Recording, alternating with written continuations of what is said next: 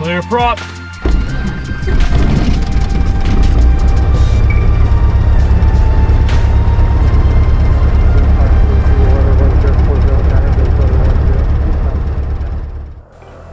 Hello ladies and gentlemen, Central here. Hope you guys are having a wonderful day as always.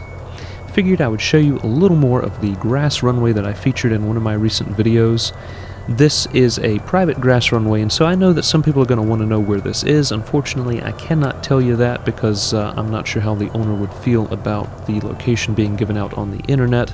I can say that, local pilots, myself included, are allowed to come in and out of here with no issues, but I'm not sure about the wider public, so unfortunately can't tell you that.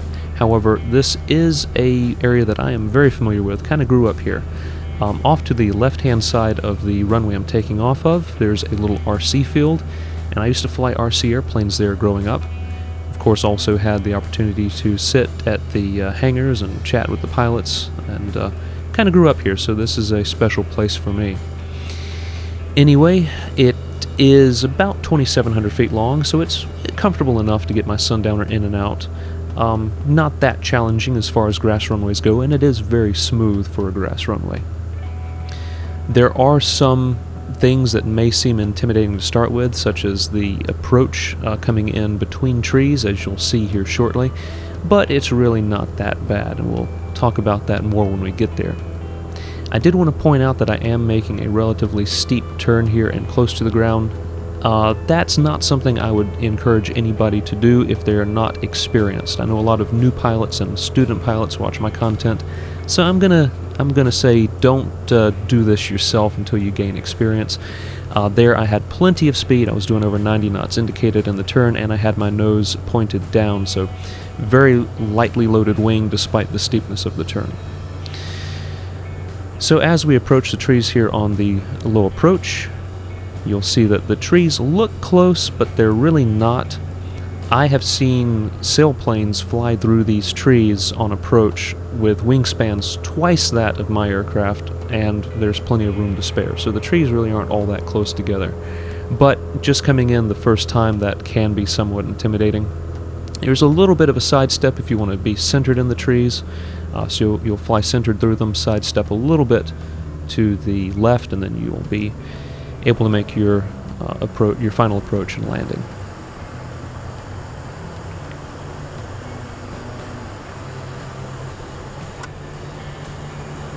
So we're lining up for that gap now, and we've got full flaps deployed.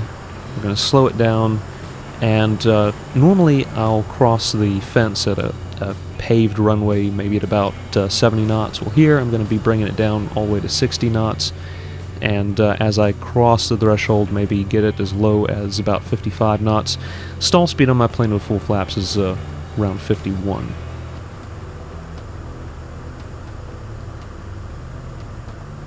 So bringing it in nice and slow, and this is a butter smooth landing.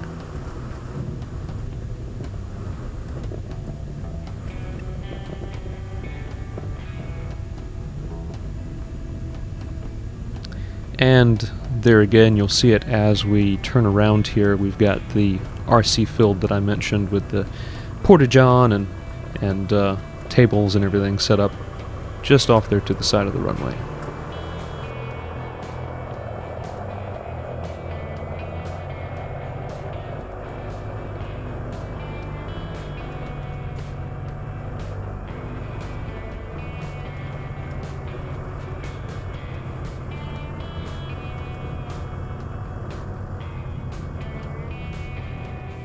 And just so you can get a better idea of the gap in the trees, there's a still shot of my aircraft on final approach, and you can see there is quite the gap.